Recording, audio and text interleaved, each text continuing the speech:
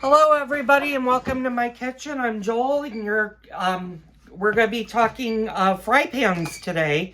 In a video that you probably saw earlier, we did pork chops, but we did them on the grill. Pork chops are a staple in our house, or in not my house. I'm going to be doing pork chops tonight, but tonight I'm going to be doing them in the fry pan. I don't know if you can see out my window. It is a gloomy, cold, kind of icky day, so I don't really feel like grilling. And because we had previously had pork chops that were grilled, I decided we're gonna make them in the fry pan. Let's talk about the fry pan, and I'm gotta move you guys down. Right now I'm using a tripod with my iPhone, but the tripod sits really high and it's not an adjustable. So I'm going to have to play with different angles, but hopefully y'all can see this. And I'm actually, hopefully if my dogs don't knock this off of the garbage can. Oop. Ugh. Okay, sorry about that. My hand slipped and I grabbed the phone. Okay, so I'm going to try to get in the shot and I can't. So I'm going to pull you guys back just a little. Bear with me. I know my videos will get better over time, I promise. Anyway, this is an electric fry pan.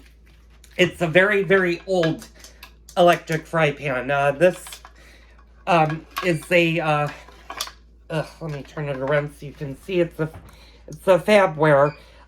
This was my grandmother's fry pan. This fry pan is probably older than I am, if not close to the same age. So I'll be 53 weeks from today. So this is at least 50 years old, if not older. You actually, I don't even know if this company is still in business, but you can't get this fry pan. You can get fry pans. They're not necessarily a necessity in the house. If you're doing frying, they are good to have, although they make deep fryers.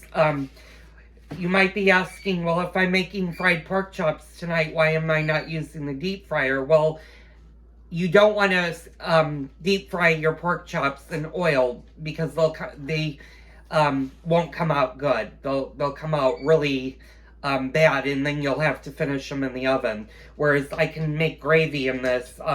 This is very good for frying. I don't do a lot with this.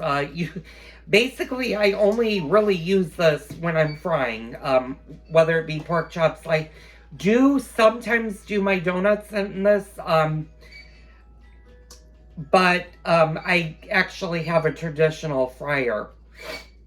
So basically, you plug this in, you set your temp, and this can go up to 450 degrees. The pork chops that we're going to be doing today are the same style of pork chops that I did on the grill. The only difference with these is I will be flouring these with salt and pepper and flour. We're going to fry them on each side for about 5 minutes, flipping them, doing the other side for 5 minutes, and then we're going to add a cup of hot water. You always, if you're frying foods, you want to add, if you're frying meats, you want to add liquid and not more oil, because you don't want to oversaturate your pork chops. And I'll show you what I mean when I start to do dinner. It's only 3:40 right now, so I'm not going to be cooking probably for at least the next 3 hours, but we'll get into that when I start. Again, you can do stir fries in this. You can saute in this. You can deep fry in this, although you'll notice that this is not really that deep. So any deep frying that you're going to be using this for, you're not going to have your food submerged in oil. This would be a very good fry pan for if you're going to do fried chicken. Like I said, I do sometimes use this for donuts, but I find out that it's not that deep for donuts. But you could use it for frying donuts. You can broil in this, although I've never done that because my oven has the broiler. I can also just broil on the grill or grill. It is a buffet service, so if I was having a party and I wanted to keep stuff warm, I could actually use this as a chafing serving dish and keeping it warm. So that's the electric fry pan. Are they good for the house? They're not. I wouldn't necessarily say they were a necessity for your home. If you're, like I said, if you're going to do a lot of frying, then yeah, you might want to look into a fry pan. A lot of newer technology has come out, like the Instant Pot, for example, and I'll show you that in a later video, has the ability to do some of the things that this does. Your slow cookers, sometimes your slow cookers, if you have the old-fashioned big ones, and we'll do another video on that, probably when I do corned beef and cabbage for St. Patrick's Day in March. I'll be pulling out my big 18-quart slow cooker. That also has the ability to fry. So there are a lot of newer technologies you can do. This is just, I'm used to using it. I use it. It's not one of the things that I would say is a must-have for the kitchen, though. So stay tuned and find out as we fry some pork chops tonight for dinner. With this, you can do mashed potatoes. You could do a stuffing. You could do a pasta. You could almost do any type of side dish you want. I have potatoes, so we're probably going to do mashed potatoes. I'm going to make gravy. I am going to teach you some ways to make gravy tonight. My husband might do a pork gravy, and I'm going to do a gravy in the pan. We like it both ways, but we'll learn how to do gravies. And stay tuned more in the fall for my giblet gravy. It's really good with the turkey that we'll be making in November.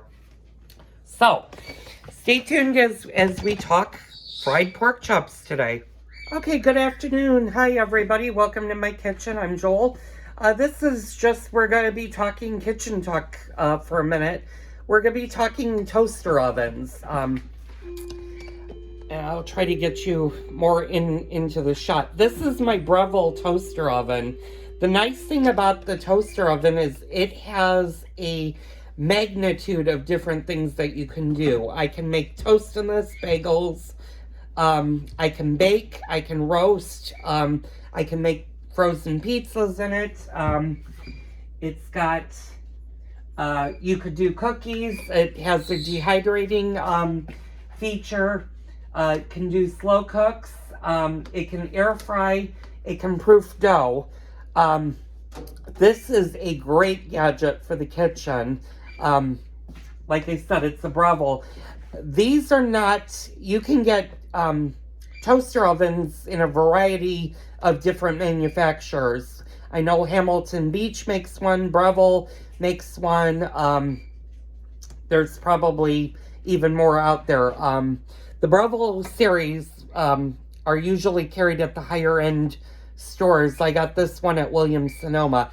This particular one, because of all the features it has, and all that it can do, is a little bit on the pricey side. This one was over $400. But my husband and I use this almost daily for something, whether he is making toast, I'm making bagels, we're reheating something. If you watched my previous videos, I've done asparagus in this when I roast my vegetables. Usually this is my go-to if I'm not using the main oven. If it's in the summertime and it's incredibly hot outside and I'm making something that needs to go into the oven and I don't want to heat the entire house with my main oven, I'll use this. This will do the same thing. Sometimes the trick in using toaster ovens is, especially if you're baking or roasting, you might need to give your food just a little bit more time for cooking. I've noticed this is not exactly like an oven. It will heat to temperature, and you can see my electronic display, and I'm going to bring you guys a little bit closer.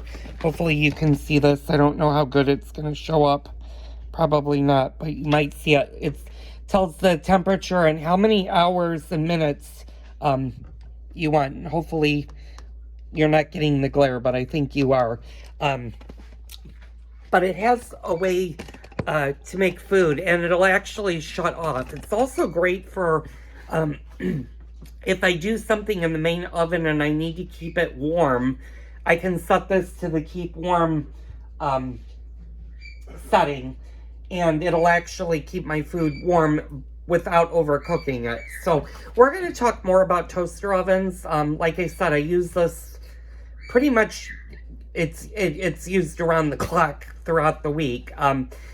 Today, however, we're not doing anything with it. I'm actually going to fry up some pork chops, and that's going to be on an earlier video that you probably have already watched. But we're going to talk more things and do more things using the toaster oven. You might notice this gadget next to it, and this is actually my food processor. Food processors are very, very good in the kitchen. Another gadget that I've had for quite a while. This is a 13-cup KitchenAid, and I'll kind of angle you down so you can see it's red. If you remember this guy over here, and I'll take the towel off, is my red KitchenAid Pro stand mixer. The colors match, and that's the nice thing about KitchenAid is all of their appliances can correspond back to your mixer. So if you have blue, if you have red, if you have white, black, they pretty much all have corresponding.